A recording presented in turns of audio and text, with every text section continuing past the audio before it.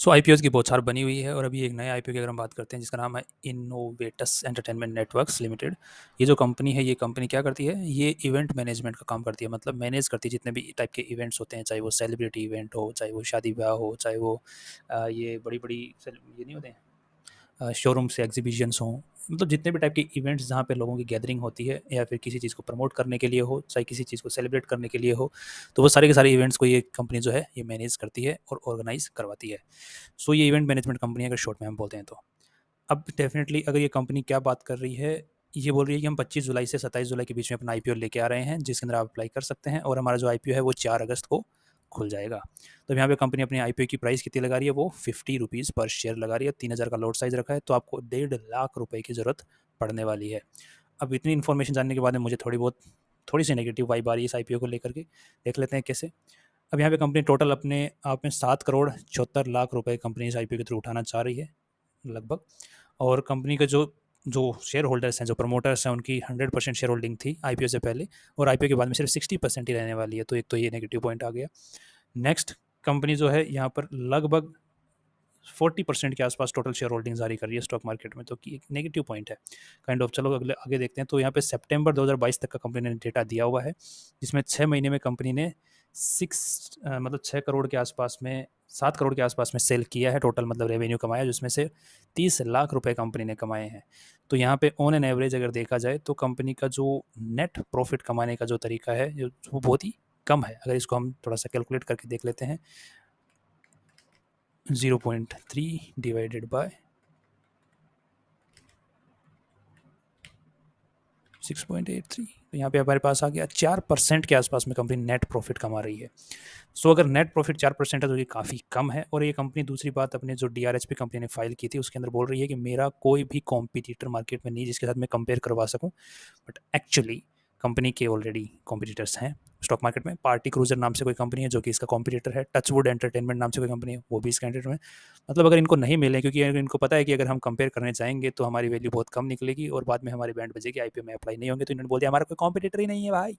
हाँ, नहीं है, अरे हम ढूंढ लेंगे भाई, तुम मत बताओ। तो यहाँ पे दो कंपनियां हैं, इनके साथ मेरे को कंपेयर करके देखेंगे इस कंपनी को। तो यहाँ पे कंपनी का जो नेटवर्थ जो आज के दिन बता रही है, वो बोल रही है कि 2 करोड़ के आसपास में हमारी नेटवर्थ है।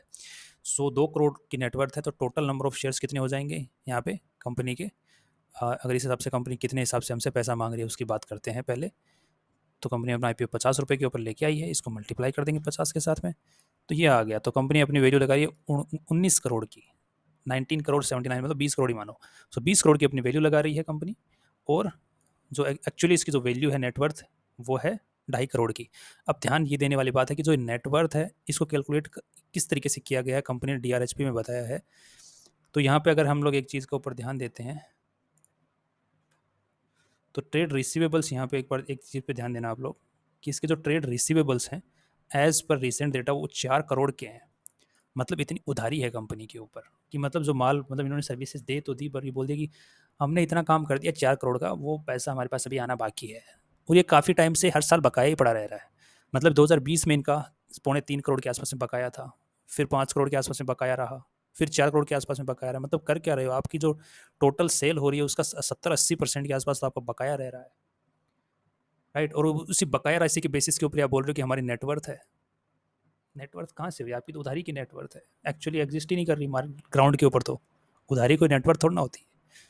सो बहुत सारी अभी तक नेगेटिव वाइब्स आ रही हैं। तो अगर नेटवर्थ के बेसिस के ऊपर भी एक बार देख लें तो पीबी रेशियो जो आ रहा है कंपनी का, चलो देख लेते हैं क्या दिक्कत है नेगेटिव वाइब के साथ में। सही, 2 करोड़ 65 लाख रुपए।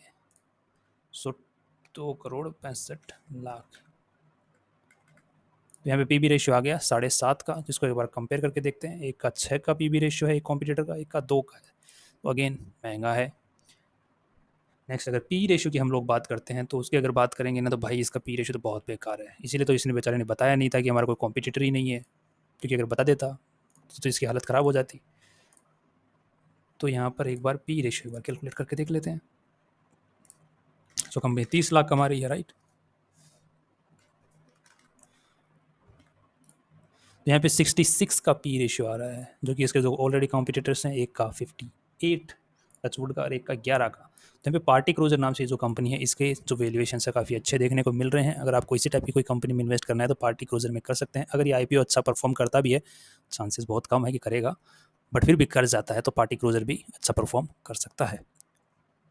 सो फाइनली ओवरऑल जो हमको अगर बात करनी है तो इस कंपनी के वैल्यूएशन तो बहुत बेकार हैं और हर जगह नेगेटिव पॉइंट्स देखने को मिल रहे हैं। और अगर फिर भी अगर हम ट्रेंड का देख लेते हैं, क्योंकि ट्रेंड का कोई भरोसा नहीं होता, किधर भी जा सकता है, तो यहाँ पे इस कंपनी का अभी तक नाम नहीं आया। अगर यहाँ पर आपको जिस दिन आप अप्लाई कर रहे होते हैं लास्ट डे को, तो यहाँ पे एक बार देख लें, अगर जीएमपी परसेंटेज अगर आपको अच्छा खासा मिलता है, मान लीजिए अबाउ 40% मिलता है, तो हम अप्लाई करने के बारे में सोच सकते हैं, सिर्फ सोच सकते हैं। वैल्यूएशन वाइज तो वो भी नहीं सोचेंगे।